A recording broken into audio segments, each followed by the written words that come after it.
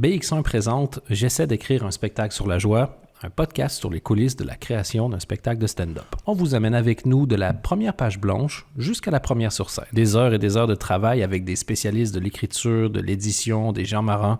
Bref, toute une équipe. Et dans ce projet, toute cette équipe, elle s'appelle Flavie. Je m'appelle Dan Gagnon et dans ce podcast, on vous montre comment faire rire, c'est du sérieux. Merci d'être avec nous. Ceci est l'épisode numéro 3 et le thème est « Arrêtez de boire ».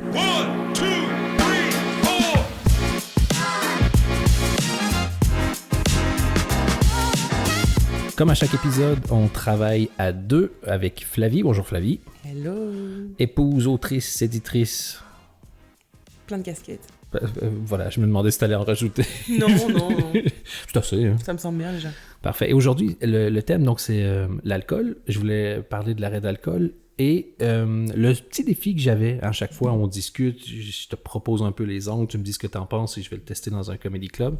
Et cette fois-ci, c'est peut-être le sketch que j'ai fait qui a le plus tourné sur Internet, entre autres avec Montreux, c'est celui justement sur l'alcool et la relation des Belges ou des gens du Nord en général à l'alcool. Et donc, ça m'embêtait un tout petit peu de le refaire. Je ne veux pas refaire la même chose, forcément, sauf qu'entre-temps, j'ai arrêté de boire.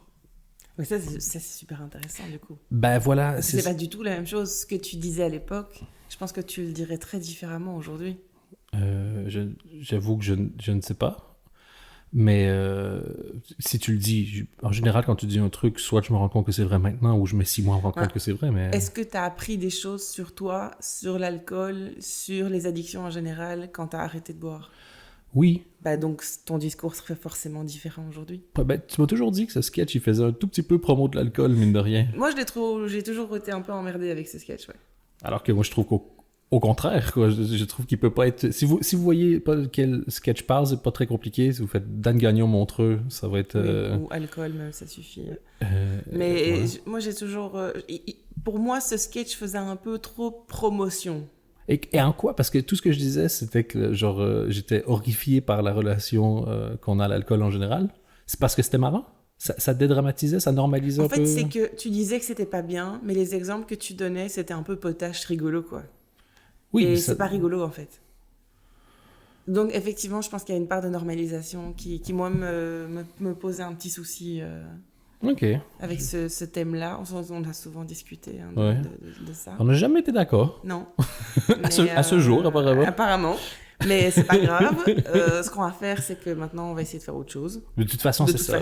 Donc, voilà, ce qui a été fait a été fait. Moi, j'étais pas forcément fan. Toi, tu trouves que c'est très bien. Très bien. Voilà. Enfin, voilà, c'est des choses qui arrivent. Et entre-temps, c'est ça, le 1er décembre 2021, j'ai arrêté de boire. Ouais. Et la vraie histoire, donc je crois qu'elle est assez intéressante et ça montre comment on part de la vraie histoire pour faire le sketch aussi, c'est toi qui m'avais dit, genre, je pense que tu devrais arrêter de boire. C'est pas ça que j'ai dit. Mais d'accord, c'est très gentil, tu essayes de me protéger, mais c'est pas ça que j'ai dit. Ce que j'ai dit, c'est l'alcool ou c'est moi, maintenant tu choisis. C'est probablement une des pires choses que tu puisses faire à un addict. Et je suis profondément désolée. Sérieux? Oui. Ah ouais? Moi, à l'époque, je me suis dit comme... On a eu, et tu as eu, et on a eu énormément de chance que ça marche. Oui, en fait, c'est ça. Et c'est de ça dont je veux parler, parce que si quelqu'un parle du fait qu'il a arrêté... Il y a plein de gens qui parlent du fait d'être devenu sobre et des trucs comme ça. Mm-hmm. Et ils parlent beaucoup T'entends beaucoup sur la lutte, tu vois, à quel point c'est pas facile, et puis les envies, et comment tu combats tes démons et tout. Moi, la vérité, en fait, c'est que j'ai trouvé ça vraiment facile à arrêter. En fait, toi, c'était pas une... T'as jamais eu de problème à l'idée de faire ce qu'il fallait faire. C'était juste que... Je pense que tu l'avais jamais vu comme étant un problème. Non, jamais. Et donc, à partir du moment où t'as vu que c'était un problème, c'était fini. Là-dessus, on fonctionne très fort de la même façon. Pour être vraiment honnête, moi, j'ai toujours... Je voyais que c'était un problème pour toi. Et si c'est dans la balance, genre, faudrait que je boive moins pour moi, il y avait toujours tant pis, demain. Tant que je suis capable d'absorber les conséquences, c'est pas grave. Ouais, c'est ça. Sauf que là, c'était plus le cas. Ouais, et donc si toi Ça fonctionne tant que t'es tout seul. Mais quand il y a un enfant, ça marche plus. Oui, ça c'est aussi autre chose. Et mon alcoolisme, et ça, je sais pas encore si je vais en parler, mais je suis allé, moi j'ai eu besoin d'un groupe pour m'aider à arrêter. Et j'avais vraiment l'impression qu'il allait genre me juger et dire que j'étais pas vraiment alcoolique parce que il y a à peu près personne qui a des histoires de moi bourré dans le monde. Genre, toi-même... Moi, j'ai vécu avec toi 11 ans et j'ai une histoire de toi bourré. Ouais. En 11 ans. Alors que je buvais tous les jours. Tous les jours. Mais je buvais pas... Moi, mon point, c'était pas de me défoncer la tronche. Non. C'était juste les... C'est juste la béquille qui te permettait de faire le quotidien. C'est le petit coussin entre moi et la vie, ou moi et les émotions, tu vois. C'était les deux, trois bières qui permettaient juste de... Ouais. Et apparemment, il y a un film avec Mads Mikkelsen qui a remporté... J'adore Mads Mikkelsen. Ouais, moi aussi, je suis super fan. Si un jour il y a des accusations de violence, je vais être très triste. Mais ouais, lui, il y a des gens pour qui ça fait un peu plus mal que d'autres. Hein. Lui, j'avoue... Moi, c'est Keanu Reeves. Ah oui. Il a tellement de réputation. Très triste. Il a tellement une bonne réputation. Il a l'air tellement adorable. Et tous les gens qui... Genre, il n'y a pas de mauvais... Non. Que les gens qui me disent « Ah, j'ai une histoire de Keanu Reeves. » Et c'est toujours un truc génial. Ouais. Et Drew Barrymore a une histoire de Keanu Reeves qui est absolument incroyable. C'est quoi? Il lui a sauvé la vie dans une boîte de nuit alors qu'elle était encore mineure. Il l'a sortie de là en disant « Mais qu'est-ce qu'elle fait là, en fait, cette petite fille ?» Ah oui? Et il l'a sortie de là, apparemment. Ouais. Parce Je revérifie l'histoire, mais si j'ai bien compris, c'était ça, ouais. Parce qu'on oublie qu'il a 82 ans, en fait, Keanu Reeves. Et oui, il est dans la soixantaine. Il est dans la soixantaine. Non, mais il a l'air d'avoir 30 ans depuis 30 ans, donc... Une bonne génétique, lui. Hein? Ouais, on est bien d'accord. Mais juste pour revenir donc à l'alcool, moi, j'ai envie d'en parler justement pour ne pas parler de tous ces trucs-là. J'ai eu de la chance, ça n'a pas été difficile. J'avais peur que les gens me jugent parce que je n'étais pas alcoolique comme on voit dans les films. Et tu sais, des gens qui sont dans un groupe depuis 40 ans pour aider les autres, tu sais ce qu'ils font pas? Juger les autres. Ouais, ils les aident en fait. Et donc, ils ont été franchement merveilleux avec moi. Mais le premier angle dont j'ai envie de parler, c'est ce que l'arrêt de l'alcool m'a enlevé. Enlevé dans le sens ce que ça t'a coûté? Ouais, ce que j'ai perdu. C'est-à-dire? Ben, j'ai perdu beaucoup de loisirs. Qui consistait à boire? Ben, en fait, il y a beaucoup de choses que tu fais, genre, en buvant. Et le en buvant est très important. Et puis si tu enlèves la boisson, c'est plus si intéressant que ça? Ouais, c'est ça. Et, genre, moi, j'ai toujours été fasciné par le fait que les bars existent. Parce que si tu dois pitcher le bar, ça n'existe pas. Si tu devais... Genre, on est dans un monde parallèle. Aller chez les investisseurs et dire, bon les gars, j'ai une idée. J'ai une idée. On va faire un endroit vraiment bruyant avec de la musique que t'aimes peut-être une fois sur deux pour vendre... Ça va sentir vraiment mauvais. Ouais, on va vendre de l'alcool 3 fois le prix que si tu restais chez toi dans ton confortable. Mais l'avantage, c'est qu'au lieu d'avoir juste tes amis, il va y avoir plein de gens que tu connais pas et la salubrité générale va être bof-bof. Ah bah tu fais la même chose avec juste du jus de fruits, ça marche pas. Hein. Oui, mais juste l'idée d'aller boire un verre, il y a un truc. Et c'est ce que je disais aussi, en arrêtant de boire, tu te rends compte que t'as pas si soif. Genre personne n'a aussi soif que ça. Souvent, les gens boivent le plus quand ils font le moins de choses. Tu vois, une soirée, t'es assis, tu bois 12 bières. Moi, j'ai pas besoin de m'hydrater. J'ai pas parlé pour 12 verres d'eau. Non. Non, mais en plus, si t'essayes de les suivre à l'eau, c'est fini. Tu peux pas, tu vas te faire du mal. Mais franchement, ouais, tu vas te faire du mal. Voilà. Et non, mais je voulais parler de ça, du fait que... C'est marrant, ouais. Dans le groupe dans lequel j'avais été, il m'avait vraiment dit, en arrêtant l'alcool, tu vas voir tous les liens qu'il y a entre des trucs dans ta vie que tu croyais pas qu'il y avait des liens. Et c'est vrai que vu que c'est vraiment tricoté dans absolument tout ce que moi je faisais, eh ben, j'ai moins d'amis, moins de loisirs que ce que je croyais, et c'est de ça dont j'ai envie de parler. Super intéressant. Donc, je vais le tester. Ouais. Puis on débriefe après. Ce que je me suis rendu compte, c'est que le plus difficile pour moi, ça n'a pas été d'arrêter de boire. Ça, j'ai la chance, ça a été vraiment facile.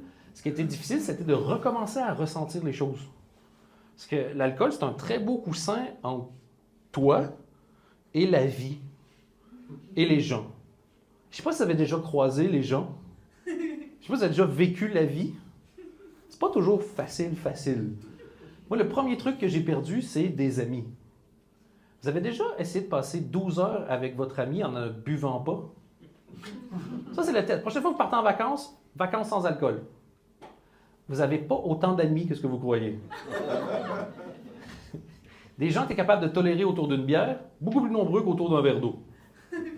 Voilà. Je suis en train de faire les calculs dans votre tête, je le sais. C'est toujours comme ça que ça se passe. S'il y en a un qui se lève maintenant, je serais mort de rire en disant « T'as raison, fuck you! » Limite. Je me casse. J'ai beaucoup moins de hobbies que ce que je croyais. Moi, je pensais que j'aimais cuisiner. Souvent, je disais « Tu sais quoi, 17h30, ça fait longtemps que j'ai pas cuisiné pour tout le monde. Je vais aller en cuisine, on se fait un petit risotto courgette ricotta ce soir et petite bouteille de vin blanc cuisinée. Eh ben, sans la bouteille de vin blanc, c'est super chiant de cuisiner du risotto. Putain! Déjà, t'as 30 minutes à couper des fucking courgettes, tu fais... Pourquoi? Après, le risotto, le point, pour ceux qui ne voient pas, c'est comme du riz, mais au lieu de foutre ton riz dans l'eau, tu mets un petit peu d'eau. À toutes les minutes, tu fais comme... Oh non! Oh non! Oh non! Pendant 2 putains d'heures, ça. Et en fait, ce que j'aimais bien, c'était me bourrer la gueule au vin blanc à 17h30. Apparemment, le risotto, c'était très accessoire. Et j'ai ça pour plein de choses. Genre, viens, on va regarder le foot en pote. T'as déjà regardé le foot sobre? On se fait chier 88 minutes en moyenne. Sauf en Belgique où vous gagnez championnat. Non, mais peu de gens le savent, mais la Belgique a gagné 100% des championnats belges depuis le début de son histoire. Hein. Aucun autre pays a réussi à gagner le championnat belge. On se calme, le Brésil? Bon, le premier truc que je trouve fascinant, c'est à quel point ça rit fort et gras. Oui, mais en même temps, je crois qu'il n'y avait pas beaucoup de monde. Hein. Si? Je me souviens plus. C'était 4000. Oui, c'est ça, 4500, je crois même. Non, c'était une salle de, je sais pas, 50-60. Mais c'est surtout, à la longue, tu finis par entendre la différence entre des gens rigolent et des gens se sentent très fort concernés. Et là, t'as pas autant d'amis que tu crois et t'as pas autant de loisirs que tu crois si t'enlèves l'alcool. Je pense que ça va être important de le garder parce que c'est tellement vrai et c'est exactement de ça dont tu veux parler. Mais il va falloir trouver un moyen de l'amener de manière peut-être moins frontale que ça. Ou alors plus. Tu vois, mais... C'est soit pas assez cartoonesque. Il y a des gens qui le prennent juste dans la tronche et il faut un peu l'encaisser, quoi. Parce que j'avoue, je trouve que la phrase la plus intéressante, je trouve, c'est de dire la prochaine vacances que tu fais, annonce que c'est sans alcool. T'auras jamais vu un groupe WhatsApp s'enflammer autant, quoi. Ben déjà, les gens viennent pas. Ben, t'auras jamais vu un groupe WhatsApp se faire quitter autant. C'est ça. T'imagines, tu dis ça ou tu dis pour un mariage sans alcool? Il y en a des mariages sans alcool. Hein. Oui. Plein de religions, on boit pas d'alcool, mais dans notre culture à nous, le mariage sans alcool, c'est trahison, quoi. C'est trahison. Hein. Ouais. Les gens vont et en plus, en Belgique, si ça n'a pas changé, parce que ça a peut-être changé, mais moi quand j'étais petite, j'allais à des mariages comme tout le monde dans ma famille et tout, et c'était toujours open bar pour tous les invités. Ah ouais. C'est pour ça que ça coûte cher un mariage. Ouais, c'était la norme. 50 € la robe. Rien payé à tes invités. Genre, mes parents, ils allaient à des mariages, ils n'avaient jamais d'argent sur eux, ils n'avaient pas besoin. Tout était offert par les mariés, les parents, enfin peu importe qui paye. Mais je sais qu'au Québec, c'est pas du tout comme ça. J'avoue que j'ai été à très peu de mariages. Mais oui, non. Effectivement, l'idée de faire quoi que ce soit de façon sans alcool en Belgique, c'est... Les gens se demandent pourquoi tu fais ça, en fait. Il y a vraiment peu d'activités où s'il n'y a pas d'alcool, les gens vont pas sourciller. Si tu fais un barbecue, un tournoi de foot, un anniversaire pour enfants...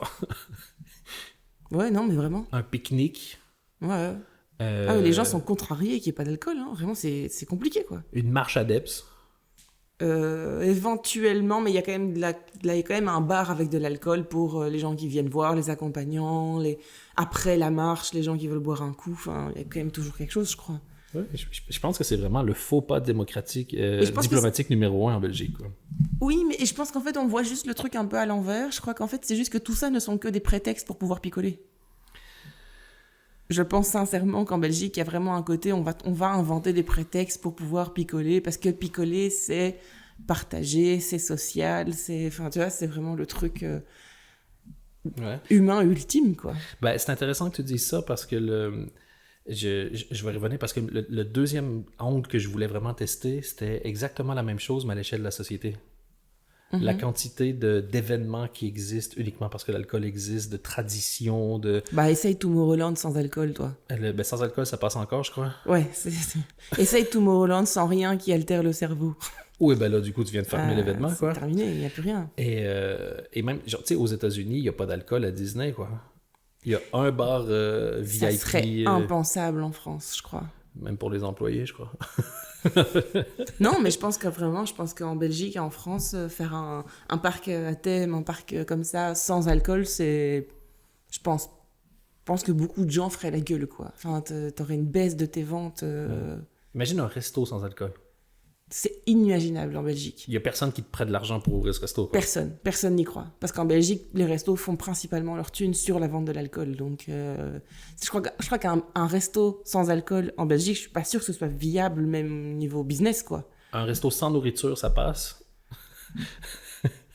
À la limite, un resto sans bouffe passerait plus qu'un resto sans alcool. T'appelles ton resto... Après, je dis peut-être de la merde, mais c'est possible, mais ça serait compliqué en tout cas. Alors qu'au Québec, ça se fait parfaitement bien. Ouais, le resto du jeûne intermittent. Et juste pour revenir donc sur ce qu'on vient d'entendre, je voudrais trouver des meilleurs exemples, c'est ça, pour t'as moins d'amis que ce que tu crois, mais il y a vraiment ce côté-là en disant « Ah, on a passé une super soirée ». Si t'as déjà été Bob, tu te rends compte que... Voilà. Moi, j'ai pas de vidéos de mes soirées d'adolescent et je suis très très content. Je suis juste assez vieux pour prendre à voir. Putain, moi aussi. Mais genre, parce que dans ma tête, ce qui est une super soirée où on a dansé, on a rigolé, probablement que ça ressemble pas à un film hollywoodien.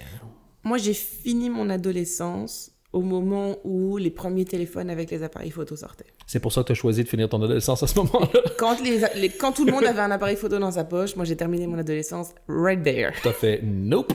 À partir de maintenant, je lis dans ma chambre. C'est évidemment un hasard, mais je suis très contente d'avoir vécu une adolescence où il n'y avait aucune trace de ce qui se passait, jamais, rien. Enfin, et il y avait des inconvénients à ça, mais il y avait aussi des avantages, quoi. Clairement, le fait de... Le droit à l'oubli qui appelle en droit à Internet, là. Littéralement, ouais.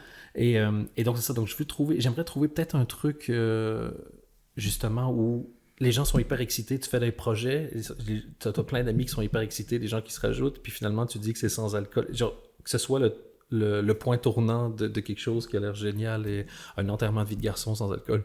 C'est exactement ce que j'étais en train de me dire. J'avais aussi baby shower, mais c'est vrai que baby shower, de toute façon, c'est souvent sans alcool, puisque la mère, elle peut pas boire. Donc, généralement, les autres s'abstiennent, ce qui n'est pas toujours vrai, mais... Oui, voilà. Il y a une deuxième soirée... Peut-être, éventuellement. mais ouais, j'avoue qu'un enterrement de vie de garçon ou de vie de jeune fille sans alcool... ça paraît même ridicule, quoi. Je te dirais que pour avoir vu beaucoup d'enterrements de vie de garçons et de jeunes filles... Bon, avec alcool, c'est ridicule aussi, mais j'entends bien. Mais c'est du lubrifiant. Bon, revenons à notre extrait. Donc, je veux trouver cette idée-là sur le... T'as pas autant d'amis que tu crois. Et je me demandais, est-ce que tu trouvais ça marrant, le truc de la cuisine? Parce que c'est un truc que j'ai vraiment constaté. Oui, c'est super marrant. Et je pense que ça serait intéressant même d'avoir plusieurs exemples comme ceux-là, si t'es capable d'en trouver d'autres. Je crois qu'on peut même encore développer le truc avec... en fait, la cuisine sans bouteille de vin blanc, c'est chiant. En fait, tel truc sans une bière, c'est chiant. En fait, tel truc sans un verre de vin, c'est casse-couille. Enfin, conduire, par exemple. Élever tes enfants. Oh mon Dieu. Oui. Mais ouais, c'est ça. C'est pour ça que j'avais mis le foot. Moi, je suis pas super fan de foot. En fait, je trouve que le foot, c'est souvent décevant. On dit « Ah, c'est une affiche, un tel contre un tel. » Puis tu fais comme « Ouais, même le résumé, il me fait un peu yesh, quoi. » Mais moi, c'était le seul sport dans lequel j'ai entendu dire « Non, le match était chiant. » Voilà.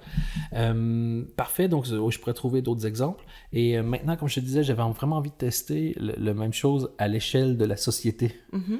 Qu'on a plein de trucs qui existent et puis même qui font partie du patrimoine mondial de l'UNESCO et tu fais genre ça pour ça, jamais. Jamais ça passe. Les Gilles de Binche, sobre, jamais ça passe. Ouais, ben justement, c'est un peu mon idée, donc je vais essayer d'aller... Je suis désolée. Ben non, mais c'est-à-dire qu'on connecte bien, c'est top. Maintenant, je vais essayer de le décrire d'une façon marrante et je sais que les Gilles de Binche, c'est touchy. Les Gilles de Binche, c'est... Ben le patrimoine en général, c'est touchy. Mais non, enfin, oui, d'accord, mais quand même, enfin, je veux pas m'attirer des ennuis, mais les Gilles de Binche, ils sont chauds patates, hein. Ouais, mais... Il faut pas trop les faire chier, quoi. Non, mais moi, je suis allé 2 fois à Binche pour le carnaval et j'ai vu, moi, des familles pleurer parce qu'ils ont une cérémonie après avec le bourgmestre ou je sais pas exactement quoi, pour les gens qui ont un tel nombre d'années de Binche, tu vois. Qui ont fait le Gilles. Ouais. De Gilles plus que de Binche. J'ai fait 50 ans de Binche. Mais qu'est-ce que t'as fait? Ben, j'ai acheté une maison, je suis resté là. 50 ans, c'est long, hein? Ça passe vite quand on fout rien. Mais donc, c'est le nombre d'années de Gilles. Et j'en ai déjà vu, c'était des familles où, genre, le grand-père avait son certificat de 50 en même temps que le père avait son certificat de 40 et puis le fils son certificat de... Et genre, toute la famille est là, prend des photos, ça chiale. C'est vraiment... Dès que tu viens toucher à Voilà. Je comprends que les gens trouvent ça beau et touchant et qu'ils investissent beaucoup de leur cœur là-dedans et donc ils sont vraiment touchés et voilà, c'est très bien, mais... En fait, le point, c'est juste ça me met mal à l'aise. Moi, c'est juste de dire de l'extérieur. En fait, c'est ça que j'essaie de dire. De l'extérieur, ce serait pas facile de vendre l'idée. Je suis en train de penser, est-ce que tu n'avais pas déjà dans un de tes anciens spectacles un truc avec justement les Gilles de Binge sans alcool, ça passe pas? C'est pas déjà dans ton skate? Non, mais on en parle beaucoup. On a déjà dû en parler, à mon avis, c'est ça. J'ai eu un flash là, mais non, c'est qu'on en a déjà parlé, c'est pour ça. J'avais une impression de déjà vu. Oh, c'est ça. Et au pire, je serais le premier humoriste qui se plagie lui-même. Il a plagié quelqu'un. Je pense vraiment pas que tu serais le premier, mais... À se plagier? Plagier non, se plagier lui-même, ça serait moins souvent. Oh, ça dénonce! Bon, écoute, je vais aller tester ça avant qu'on me pique l'idée. Et on en reparle. Et à l'échelle collective, malheureusement, on a le même problème. On n'a pas autant de loisirs que ce qu'on croit. En Belgique, je vais vous donner juste un exemple. Ce que vous appelez tradition. La seule tradition qu'il y a en Belgique, c'est l'alcoolisme. Le reste, des couilles. Moi, j'ai été 2 ans, et j'ai adoré, hein, j'ai été 2 ans faire le carnaval de Binge. Maintenant, je vous demande ça en toute honnêteté. Si j'essaie de vous pitcher le carnaval de Binge et que vous êtes sobre, est-ce que vous croyez que ça dure 400 ans? Je vous le fais. Parce que ça commence à 4 h du matin. 3, 4 h du matin. Si je vous appelle vers 2 h du matin et je fais « Wow! Denis! J'ai une idée de génie! Écoute-moi! » On va se mettre 3 kilos de paille dans le slip.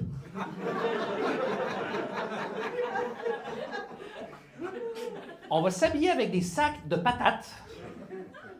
Comme chaussures, 2 bûches de bois. On va marcher 10 km avec des gens qui font du tambour, sinon t'as pas le droit de bouger parce qu'on rend ça un peu fun. Vers 3-4 heures, on bouffe des huîtres, des moules, du saumon fumé. Le soir, s'il fait beau, on se met un chapeau d'à peu près 200 kilos sur la tronche et on bazarde des oranges dans la gueule des gamins. Est-ce que tu as envie de faire ça pour les 400 prochaines années? Sobre, tu fais, mais ta gueule, laisse-moi dormir. Bourré, tu fais, c'est une excellente idée qu'on me remplisse le cul. Bon, je disais que j'essayais d'éviter la vulgarité. Oui, mais honnêtement, même si on essaye d'éviter la vulgarité, qu'on me remplisse le cul, il faut le garder. Soyons honnêtes. Je pense qu'il faut le garder. Qu'on me remplisse le cul, c'est vraiment très drôle. Si ça, c'est pas le titre du spectacle. Oui. Et je voudrais que ce soit avec une pub très genre France Culture. France Culture, qu'on me remplisse le cul. Avec Dan Gagnon. Dans le rôle. De Dan Gagnon. Du cul. Dans le rôle du cul. Dans le rôle de la paille. C'est ça. Non, ça c'était très marrant, je pense qu'il faut le garder. Par contre, je pense qu'il y a un problème de structure. Évidemment, c'est de l'impro, hein, mais je pense qu'il faudra qu'on retravaille la structure parce que la première phrase, ça va sembler très dur ce que je vais dire, mais elle est tellement mal vendue que ça déforce toute l'idée alors que l'idée est géniale. Ah ouais, c'est quoi? Tu dis... Qu'est-ce qui est quoi? Ben, la première phrase, c'est quoi? Je l'ai plus en tête exactement, mais tu dis, en gros, si on fait ça sans alcool, est-ce que vous pensez que ça dure 400 ans? Ouais. Et je pense que c'est un peu faible comme wording. T'as l'air ennuyé par ça? Non, absolument pas. Je suis juste... Okay. Non, je suis juste curieux. J'ai hâte d'avoir la réponse, en fait. Je pensais peut-être plus faire quelque chose comme... les traditions, la tradition c'est l'alcoolisme, ça c'est très bien. Le reste, d'ailleurs tu dis la tradition c'est l'alcoolisme, le reste des couilles. C'est intéressant parce que tu dis des couilles alors que je pensais que tu disais des coups, le reste en découle. Ah oui. Et en fait c'est vrai, le reste découle du fait que c'est que des événements qui sont faits pour picoler. On a trouvé des excuses pour juste se réunir et boire. Tu trouves que c'est mieux? Je sais pas si c'est mieux, je pense que c'est intéressant de toute façon. Okay. Peut-être qu'on pourrait garder un... Ben, si tu trouves que c'est mieux, c'est ce que j'ai dit. C'est mon accent. C'est l'accent, ouais, l'accent ça fait tout. Hein? Après 11 ans, je n'entends toujours pas ton accent. Mais donc, du coup, ça, je pense que ça pourrait être intéressant, effectivement, parce que le reste, en fait, découle de ça. Ouais. Et du coup, tu donnes des exemples, comme par exemple les Gilles de Binche. Vous pensez vraiment que ça tient le coup sans l'alcool? Enfin, tu vois. Et puis, effectivement, tu peux faire toute la liste des choses un peu folles que font les Gilles de Binche pendant le carnaval. En fait, c'est juste d'écrire ce que c'est. Il n'y a pas besoin de rajouter, honnêtement. Hein. Tu décris juste exactement la journée d'un Gilles de Binche pendant le carnaval. C'est suffisamment marrant pour que tu n'aies pas besoin de rajouter quoi que ce soit. Tu sais que je crois que c'est ce qui fait rire les gens, c'est parce qu'ils savent ce que c'est.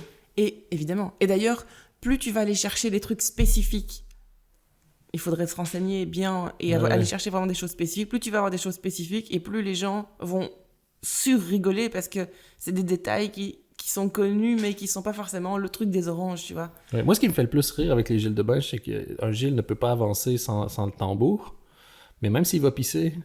Donc, t'imagines à quel point le joueur de tambour, il doit galérer si t'en as un qui a la chiasse. T'imagines une épidémie de gastro, t'as que des tambours. Une épidémie de gastro en plein carnaval de Binche, c'est vraiment très drôle. T'imagines comment les tambouristes, ils ont les mollets en feu? Qu'est-ce qu'il y a, genre, qui a l'air d'être blessé, il est en chaise roulante? Fait, ouais, non, mais il a tambouré la gastro de 2022, il s'en est toujours... Ça, c'est toujours pas... Carnaval 2022, on s'en souvient. On a dû remplacer toute la paille. Non, mais du coup, ça pourrait être intéressant. Donc, juste raconter la journée, c'est déjà tellement absurde et... Enfin, pas absurde, mais surréaliste que ça suffit à lui-même. Et à la fin, tu peux juste ajouter... Et vous pensez sérieusement que ça, on le fait sans alcool? Enfin, tu vois, mais... De pas l'avoir prévendu au début. Ouais, c'est ça. Ah ouais, c'est ça, d'avoir déforcé le truc dès le départ. Et vous allez me faire croire qu'ils font tout ça sobre? Ouais. Et les traditions belges sans alcool, ça tient pas debout. Hein. En fait, et c'est vrai ce que j'ai pas souligné, parce que moi, honnêtement, j'ai pas envie de manquer de respect. Genre, moi, j'aime le hockey sur glace, ça fait aucun sens. Je trouve que rien ne fait du sens. Et c'est ce que mais rien ne fait du sens. Rien ne fait du sens. Donc, ça ou autre chose, c'est collectionner des cartes Pokémon. Coudre, non, ça fait du sens si tu fais des vêtements. Mais genre, collectionner les cartes Pokémon, t'entraîner à un marathon alors que tu n'auras jamais besoin de courir 42 km ou quoi que ce soit, ou aimer les Gilles, fine, genre, fais ce que tu veux, voilà. Mais, ce qui me fait rire, c'est de juste un tout petit peu souligner que l'attachement à la tradition, c'est un attachement qui devient tout de suite vachement moins fort si tu enlèves l'alcool. Là. Ah bah carrément. Est-ce que c'est aussi défendu? Et même... C'est parce que les gens pensent que la tradition, c'est les Gilles de Binche. C'est pas ça la tradition. La tradition, c'est l'alcool. La tradition, c'est la bière. La première grande passion de la Belgique, c'est la bière. Ben, de l'humanité en général. De l'humanité de toute façon. Voilà. Hein. Et c'est vrai que je pensais à un truc. Tout sert à justifier des trucs. Genre, si en Amérique du Nord, tu peux pas boire au travail. C'est vraiment un truc. Ouais, j'ai découvert ça. Ouais, moi j'ai découvert l'inverse. C'était très bizarre pour moi parce que. Pour moi aussi. Je me souviens d'une fois où, en fait, on était au Québec et je suivais des cours. Donc c'était même pas une entreprise, c'était école quoi. Ouais. Je suivais les cours et je me souviens d'une fois où on s'était dit tiens, on irait bien manger un petit resto sur l'heure du midi tous ensemble. Et les profs nous ont dit oui, ok, vous allez manger, mais il n'y a pas d'alcool, hein. Parce que si vous avez bu de l'alcool, vous pouvez pas revenir ici après. Et ça m'avait paru tellement étrange que... Je précise que c'est une école pour adultes. Oui, c'est une école pour adultes. C'est une école de formation pour adultes. Tout le monde était largement majeur. Ouais. Mais c'était vraiment important que même si on sortait de l'école pour aller manger dans un resto, on pouvait pas prendre une bière et puis revenir à l'école après. C'était juste inenvisageable. Moi, je trouvais ça bizarre qu'on m'empêche de faire ce que j'ai envie de faire. Je bois pas, donc c'était pas un problème, mais je trouvais ça étrange, quoi. Ah ouais, que dans mon temps libre, qui est à moi, je puisse pas faire ce que j'ai envie de faire. Ouais, mais je crois que si tu bois une bière et que t'as le temps d'être à 0 g dans le sang quand tu reviens, c'est légal, quoi, mais... Oui, absolument. J'imagine. Mais donc, tout ce qu'on fait pour couvrir le fait qu'on boive, dont les traditions, et genre, je disais, donc on peut pas boire. Par contre, si t'es un pochetron si tu bois dans la journée, sauf si tu travailles. Moi, j'ai travaillé en marketing, et laisse-moi dire que les dîners... Oui, c'est... Il y a parfois des dîners qui se terminaient à 16h30 ou... Au Québec ou en Belgique? En Belgique. En Belgique, ah oui, d'accord. Oui, donc, absolument. des temps de midi qui se terminent à 16h30, et tu fais... À ce prix-là, je reprends un dessert et je rentre à la maison. Ça vaut pas la peine de retourner au bureau. Ouais, ça se fait énormément. Ben, moi, j'étais serveuse, donc j'en ai vu beaucoup, des trucs comme ça. Et à servir des shots et des Irish coffee et des... Des shots? Ouais, bien sûr, les tequila... nous, ça restait masqué. À ça 15 heures. Non, moi, c'était pas masqué du tout. Moi, j'en ai vu plein. J'en ai vu qui masquaient un peu en mode, bon, on prend un petit apéro, après on prend une bouteille de vin en mangeant, puis on va prendre un Irish coffee ou un cognac en sortant du repas. Ça fait déjà 3-4 verres. Ça, pour nous, c'est la partie raisonnable. Au-delà de ça, ça devient un peu irraisonnable et on va un peu rigoler, mais personne ne s'offusque. Enfin, c'est parfaitement normal, quoi. Et autant, genre, tout le monde va dire, genre, boire au petit-déj, c'est Satan, autant ça travaille fort en coulisses pour trouver des justifications. Ben, tous les carnavals, tous les festivals, tu peux te lever et boire. Tous les brunchs. Ben, voilà, c'était là que je voulais en venir. Le brunch, c'est l'acceptation de boire dans la journée. Hein. Moi, ce qui me fait mourir de rire avec l'idée de tu peux boire en journée grâce au brunch, c'est, genre, ils ont dit, ouais, l'alcool, ça fait pas petit déjeuner, mais le jus d'orange, oui. Et donc, le fait d'ajouter du jus d'orange dans l'alcool, ça fait de l'alcool de déjeuner. Littéralement, on a caché l'alcool. Mais moi, à ce moment-là, mets du cognac dans tes Kellogg's, soit. Ben moi, je faisais à l'époque où je travaillais... C'est du cognac de petit déjeuner. À une époque, je travaillais dans un resto qui faisait bar aussi, enfin, qui faisait plusieurs trucs. Et je faisais parfois, pour certains clients, des milkshakes alcoolisés l'après-midi. Mais c'était super... Déjà, c'était super bon, hein, c'est pas ça. Mais oui, je faisais par exemple un milkshake... cookies, banane avec un shot d'amaretto dedans, donc aux amandes, et ça passe super bien, ou avec de la liqueur de café, ou avec des trucs un peu comme ça, ou de la liqueur de noisette, des trucs... C'est pour ça, honnêtement... Et donc, ils repartaient avec un milkshake, mais c'était buzz, quoi. T'imagines?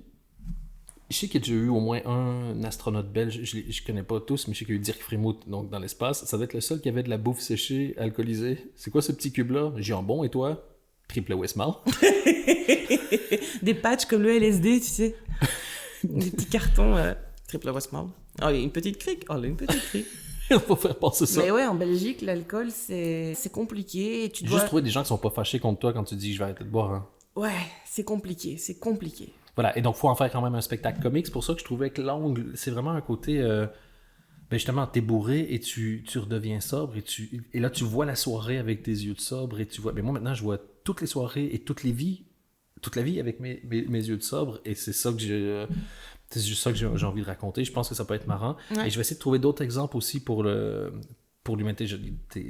Pour l'humanité, pour le collectif. Donc, donc voilà, donc on valorise beaucoup donc ouf, c'est dur, hein? C'est le problème, je suis sobre. Voilà, je n'arrive plus à sobre depuis trop longtemps, les gars, j'arrive plus à parler. Non, mais comme les choses pour le patrimoine, comme les Gilles de Bain, voilà, les choses qu'on a valorisées. Je suis sûr qu'il y a d'autres exemples, je vais essayer d'en trouver, puis après ça, je vais écrire le sketch. Yep. Merci pour cet épisode. À bientôt! La beauté de la chose, c'est que vous pouvez déjà cliquer pour le suivant. 1, 2, 3, 4.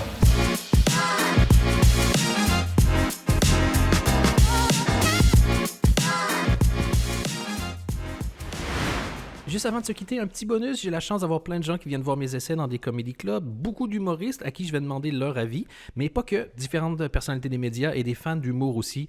Et c'est le cas cette fois-ci avec quelqu'un qui était dans le public, je l'ai chopé et on va écouter ses commentaires.